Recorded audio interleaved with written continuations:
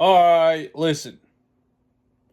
I know this is going to be one of those Sixers should get everyone that's available videos and things like that, but uh, the news just broke that the Phoenix Suns are waiving Chris Paul. Waiving Chris Paul. Not trying to trade him. Not trying to do anything fancy.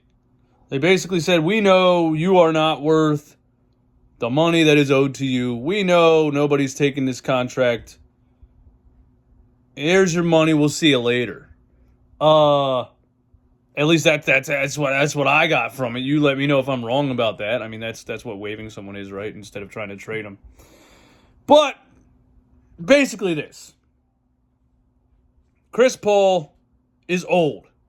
Yes. Chris Paul has been injured in the playoffs, bro, basically his whole career. So it's a tough one for me.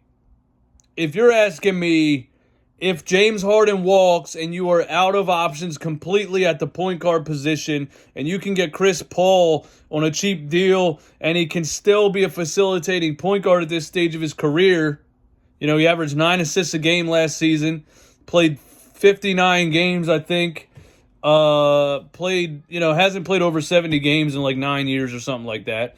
But has been injured in the playoffs all the time.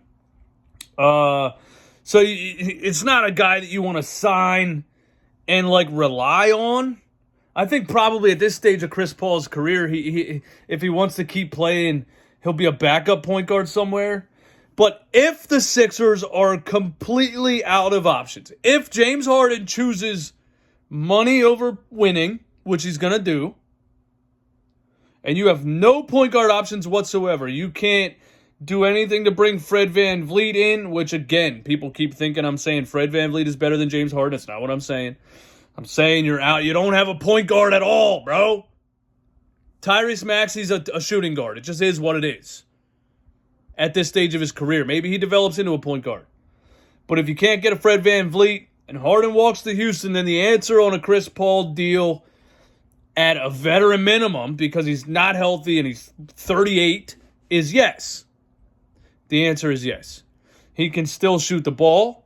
He shot 38% from three last year, 45% from the field. He's always had that float around mid-range jumper off the screen. He's always been a pick and roll maestro. You know what I mean? I know you're not getting the best version of him. Deciding between a half-dead Chris Paul and a half-dead James Harden is like deciding between Joe Biden and Bernie Sanders. I get that.